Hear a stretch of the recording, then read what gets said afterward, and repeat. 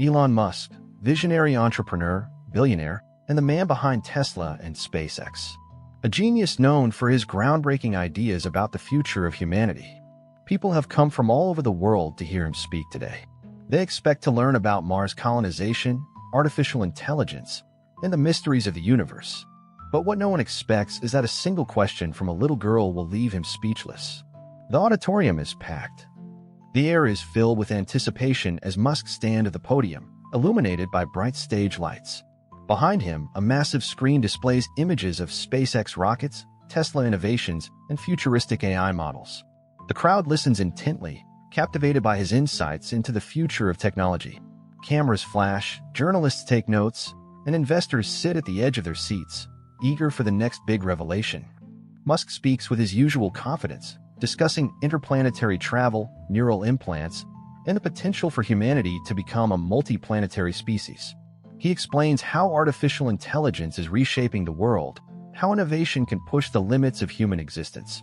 Every statement he makes is met with nods of agreement, occasional murmurs of excitement, and the steady clicking of keyboards as the press documents every word. But amidst the sea of professionals and tech enthusiasts, one figure stands out. A small girl, no older than 9, sits quietly near the front, clutching a book to her chest.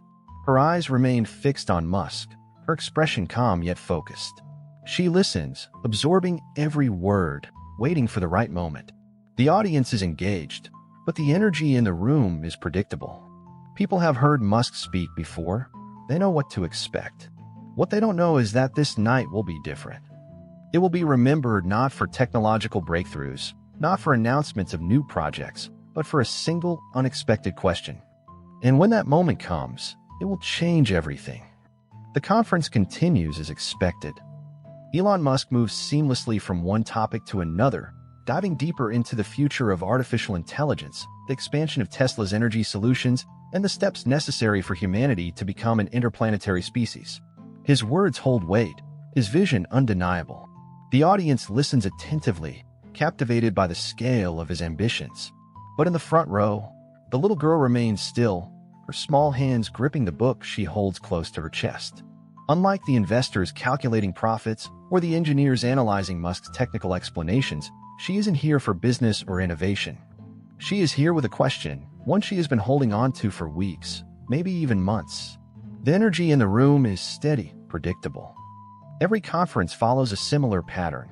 Musk speaks, the audience reacts, and a controlled Q&A session follows. It is a format designed for efficiency. But tonight, that structure will be broken.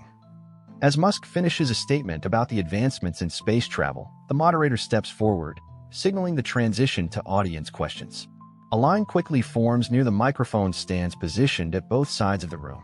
Entrepreneurs, tech enthusiasts, and reporters eagerly take their places, waiting for their chance to engage with one of the most influential minds of this generation.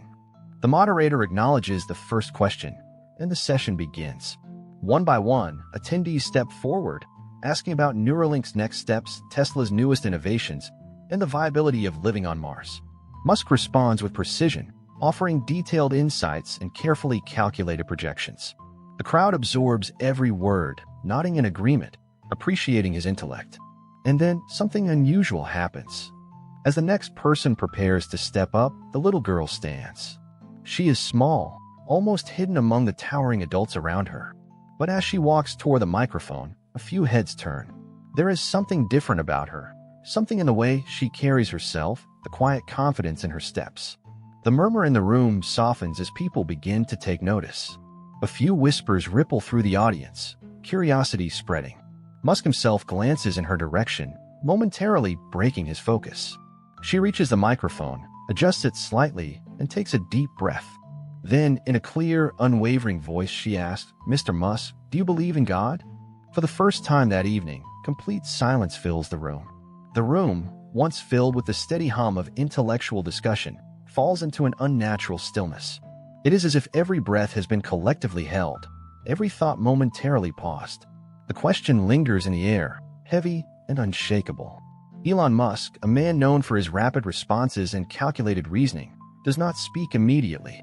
He blinks, his expression shifting subtly, though it is difficult to read.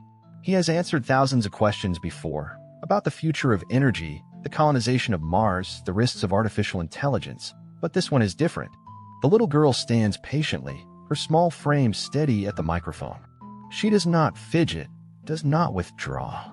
Her eyes remain locked on Musk, waiting, expectant.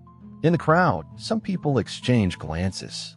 A few journalists instinctively raise their cameras, sensing that something significant is about to unfold. Others lean forward, their curiosity piqued. It is not every day that Elon Musk is caught off guard. A soft cough breaks the silence somewhere in the room, but Musk does not move. He looks at the girl, then briefly at the book in her hands. A Bible. Its leather cover is worn, its edges frayed, as if it has been passed down through generations. He finally exhales, shifting his stance slightly. Then he speaks. "That's a deep question," he says, his voice measured, "and not one I've always had the answer to." The words are unexpected. They do not carry the certainty that people associate with Musk. They are not a definitive statement, not a bold declaration. Instead, they are something else, something more vulnerable. The girl does not react immediately, as if weighing his words. The audience remains silent, waiting for more. They know that Musk is not a man who leaves things unfinished. He looks away for a brief moment, as if gathering his thoughts, before continuing. "When I was younger," he says, "I asked myself that same question." His voice is different now, not the voice of a CEO delivering a keynote, but of a man reflecting on something far more personal. The room, still hushed, seems to shrink around him. And for the first time that night, Elon Musk is no longer the businessman, the engineer, the billionaire. He is simply a man, standing before a question that has followed humanity for centuries. The weight of his words settles over the room. The little girl watches him closely, her grip on the book tightening just slightly. Musk exhales again, this time slower, more deliberate. There is a shift in his demeanor, not hesitation, but contemplation, as if for once, he is allowing himself a moment to step away from logic and into something deeper. "When I was a child," he continues, "I was fascinated by the universe. I wanted to know how things worked, not just on Earth, but beyond it. I would look up at the stars and wonder what was out there. I read books about space, about physics, about the laws that govern everything we see. But at the same time, I had questions that science couldn't immediately answer." The audience is still, their attention fully locked onto him. For years, Musk has been the face of cutting-edge innovation, the man who challenges limits and defies expectations. But tonight, his voice carries something different, something personal. "My father was religious," he says. "He believed in structure and rules and a higher purpose. My mother, not so much. She taught me to question things, to think critically, to never accept something just because someone said it was true. And so, for most of my life, I did exactly that. I searched for answers in equations, in data, in experiments.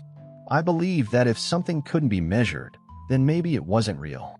He pauses, his fingers lightly tapping the podium, a habit he often exhibits when deep in thought. The little girl remains quiet, absorbing every word. "But as I got older," he continues, "I started to see things differently. There were moments in my life that I couldn't explain with numbers or logic alone. Moments where things seemed too precise, too aligned, too meaningful to be random. When Tesla was on the verge of bankruptcy, when SpaceX had its final chance to succeed, when everything was about to fall apart, something happened. Something that kept me going when, statistically, I shouldn't have." He glances at the audience, scanning the faces before him. Some are nodding slightly, others simply waiting. "I don't know if that was God," he admits. "I don't know if there's some higher intelligence guiding all of this. But I do know that the universe is far more mysterious than we understand." A murmur runs through the crowd. It is not the kind of definitive answer people expect from Musk, but it is real, honest. The little girl tilts her head, considering his response.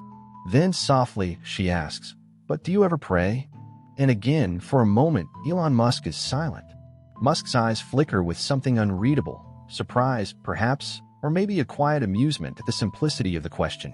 He shifts slightly, glancing down for a brief second before returning his gaze to the girl. The room remains utterly still, waiting. "I wouldn't say I pray," he says finally. "At least, not in the way most people think." He pauses, as if considering whether to stop there, but something in the little girl's expression urges him to go on. There have been moments in my life, he continues, where I've hoped for something beyond my control. Moments where logic wasn't enough, where I needed things to work, but I had no way of guaranteeing that they would. His voice softens slightly, and the audience leans in. When we launched the first Falcon 1 rockets, we failed 3 times in a row. SpaceX was running out of money. If the 4th launch didn't succeed, that would have been the end. I remember standing there, watching the countdown, knowing that everything we had worked for could be over in a matter of minutes. And I remember thinking, this has to work. Please, let this work. His fingers tap the podium again, but this time it feels different. Not a nervous habit, but a recollection of something deeply ingrained. I don't know who I was speaking to, he admits. Maybe it was just the universe. Maybe it was something else. But in that moment, I wasn't relying on equations or calculations. I was just hoping, wanting. Maybe that's a form of prayer. Maybe in some way we all pray, even if we don't call it that. The girl listens intently, her small hands still wrapped around the book. Her face is thoughtful, her expression unreadable. Musk lets out a small breath, then adds, "And that launch? It worked. Against all odds, it worked. SpaceX survived because of it." And sometimes, I wonder, was that just luck? Or was it something more? The audience is quiet, absorbing the weight of his words. Some glance at one another, others remain frozen in place, lost in thought. It is rare to see Elon Musk speak with such uncertainty, with such openness. The little girl finally nods, as if she understands something no one else does. And then softly, she asks, "So, do you think we're here for a reason?" Once again, the room holds its breath. Musk leans back slightly, his fingers resting against the podium as he exhales slowly. It is not a question he can dismiss with science, not something he can calculate with probabilities or formulas. He looks at the girl, then out at the audience, as if measuring the weight of his own thoughts before speaking. I think about that a lot, he admits. As humans, we want to believe that we have a purpose, that our existence isn't just a series of random events, that we're part of something greater. I used to think that meaning was something we had to create for ourselves, that there wasn't some grand design, just a universe that existed, indifferent to us. He pauses, his eyes shifting slightly, as if remembering something. But the more I study the universe, the more I wonder if randomness is really the whole story. When I look at the complexity of life, the laws of physics, the way everything fits together so precisely, it makes me question things. Why does the universe follow rules at all? Why is there order instead of just chaos? If you change just one fundamental constant of physics, life as we know it wouldn't exist. That doesn't seem like an accident. The crowd remains silent, processing his words.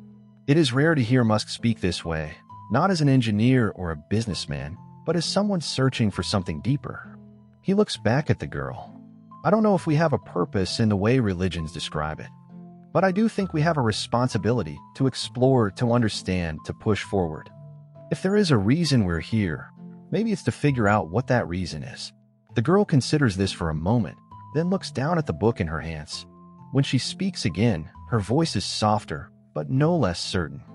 My grandma used to say that faith is believing in something even when you can't see the whole picture. Musk tilts his head slightly, his expression unreadable. The audience is still, listening, waiting. She looks up at him. Do you think science and faith can exist together? The question lingers in the air, and for a moment, Musk does not answer. Musk lets the question settle, his gaze fixed on the little girl. Around him, the audience remains quiet, waiting for his response. The question she has asked is one that has fueled debate for centuries. Can science and faith exist together? For a man who has built his career on logic, data, and pushing the boundaries of human knowledge, it is not a question he can answer lightly. After a moment, he inhales deeply and speaks. I think science is about discovering truth, he says. It's about asking questions, testing ideas, and finding evidence. Faith, in many ways, is about the same thing. It's about searching for meaning, believing in something bigger than yourself. Maybe they aren't as different as people think. A few nods ripple through the audience. Some people exchange glances, others remain still, processing his words. Musk continues, his voice steady. I don't think science and faith are enemies. I think they are different ways of trying to understand the universe. Science is about what we can measure and prove. Faith is about what we feel, what we hope for, what we trust to be true, even when we don't have all the answers. The little girl listens intently, her fingers tracing the worn edges of the book in her hands. Musk glances at her, then at the crowd. Maybe the real problem isn't whether science and faith can exist together. Maybe the problem is that we spend too much time trying to prove one is right and the other is wrong, instead of just asking better questions. There is a long pause. Then the girl smiles. It is small, barely noticeable, but it carries a quiet understanding. From the back of the room, a soft applause begins, hesitant at first, then growing. People start nodding, clapping, acknowledging not just Musk's words, but the unexpected weight of the moment. The energy in the room has shifted. What started as a standard conference on technology has turned into something much more human, much more personal. As the applause fades, Musk leans slightly toward the microphone. His tone lightens, but there is still sincerity in his voice. "I'm not saying I have the answers," he says, offering a small smile. "But I think questions like yours are the ones worth asking." The little girl nods. Then, as if satisfied, she clutches her book tighter and returns to her seat. Musk watches her for a moment before shifting his attention back to the audience. He straightens, places his hands on the podium, and lets out a small breath. The night is coming to an end, but something about this exchange will linger long after the event is over. He looks at the crowd one last time. "Thank you all for being here tonight," he says. "And thank you for reminding me that sometimes the biggest questions come from the smallest voices." Another round of applause breaks out, louder this time. As the event winds down, some attendees gather in small clusters, discussing what just transpired. Others remain in their seats, deep in thought. The little girl and her mother quietly make their way toward the exit, her Bible still clutched in her hands. The narrator's voice returns, guiding the audience toward reflection. Elon Musk is a man of science, a man of reason. But even he acknowledges that some questions go beyond equations and theories. Do we have a purpose? Is there something greater at play? These are the questions that have shaped humanity for centuries, and they continue to do so today. A beat of silence. Then, the final words. What do you think? Does science and faith belong in the same conversation? Or are they forever destined to stand apart? Let us know your thoughts in the comments below. The screen fades to black. The subscribe button appears. A final call to action. If this story made you think, if it made you question or reflect, don't forget to like and subscribe. More stories like this are coming soon. The music swells. The video ends. But the question lingers.